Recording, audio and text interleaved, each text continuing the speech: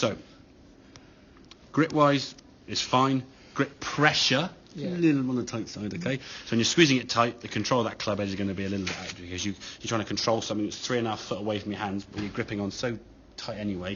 All your muscles and everything's really tight, and then when you try to do things soft, and again, we know if you're tensing here when in theory the environment should be quite relaxed and chilled, you go on the golf course, it's going to get tighter and tighter, it's just going to get really sort of beat up. Okay, so what's happening is you go back, take the club away nicely, top of the backswing, good to about here, and then that club just keeps going. So from there now, you see that sort of movement there now, there's not really much body movement, it's just a clutch. If you have the club to here, okay, which feels to you like you've left the club sort of over here somewhere.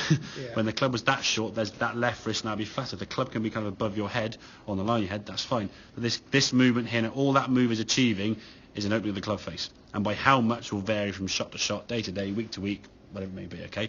So the face now gets open. The only way you can now get that golf club back to target square is either use a lot of hand action, okay? Roll your wrist, flick your wrist, or go on your back foot. You generally go for the back foot option. So you're back here trying to square the club face up, and then when you get to there, and then we'll try and go through the sort of the secondary movement afterwards to get onto your left side when you finish the swing. But if you didn't lean back, you'd just go over there somewhere. So the lean back is a necessity to actually hit the ball straight. Hit the ball high, you lose yardage. You're in a risky spot to be sort of looking at miles left if you're not careful.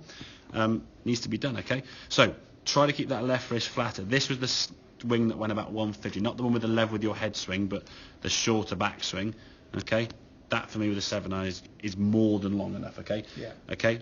That's a good position. Your left wrist stays flat. The club's a little bit strong. I don't dislike a strong club face because it means you can release your body nicely. You can get more onto your left side without fear of slicing it.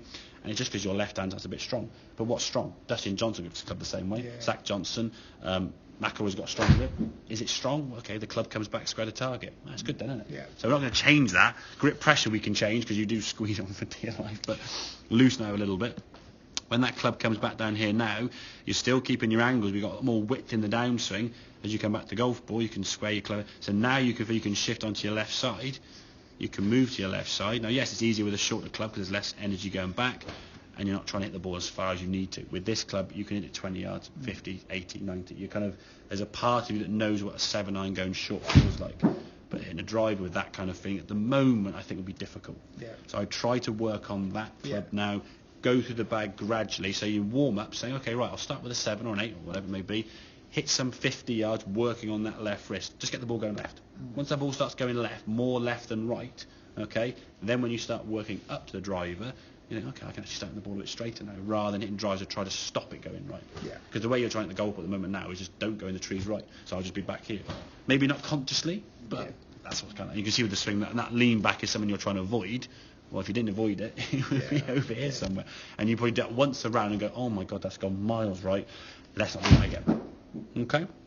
So work on that left wrist, get that left wrist flat. It keeps that club face square. If the left wrist stays flat, you can't hinge the wrist anymore. You do this, more range of motion. Okay. Okay.